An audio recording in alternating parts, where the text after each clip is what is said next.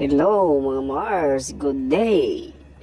So sa ato mga Mars no. So giubanan ako si bossing mga Mars no kay magpa-check up. So kabalo na siguro mo asa ni nga area no. Kita naman eh. Kitang-kita na.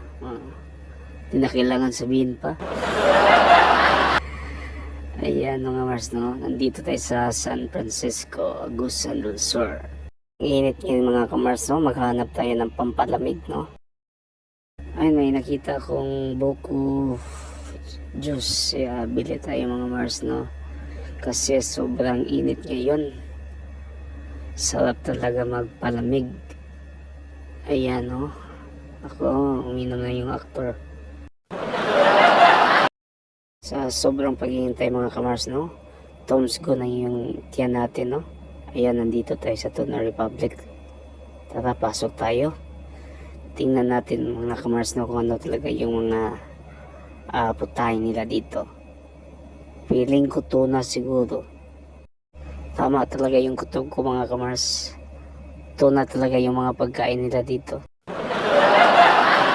Ayan mga kamars no, kitang kita naman no, hindi na kailangan sabihin pa.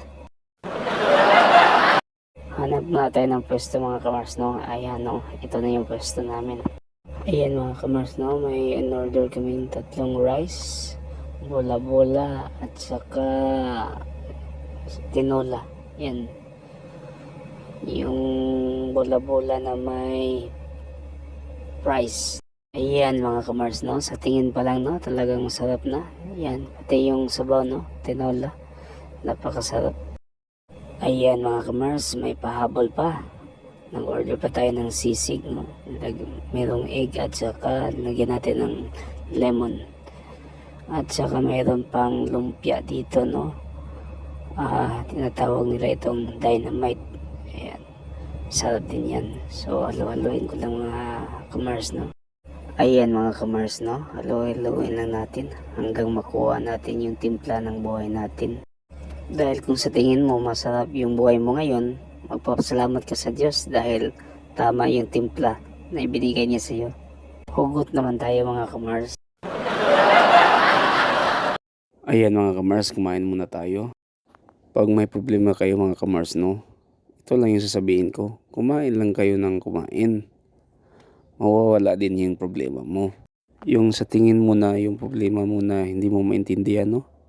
Hindi mo ma-explain. Ayan, kain ka lang ng kain. At pakinggan mo yung kantang ito.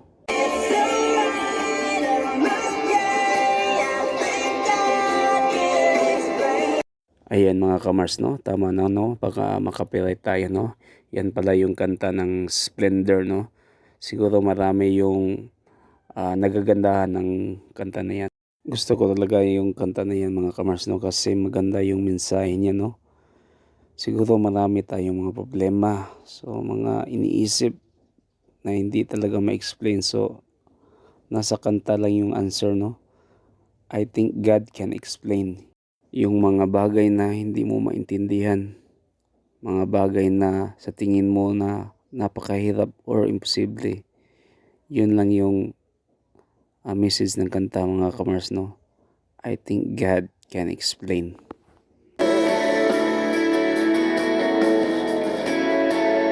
Yan mga kamars no, kailangan natin bilisan tong video na to no. Salamat sa panonood and God bless sa inyong lahat no. Don't forget to like or share or mag-comment ka naman at i-follow ang page ko.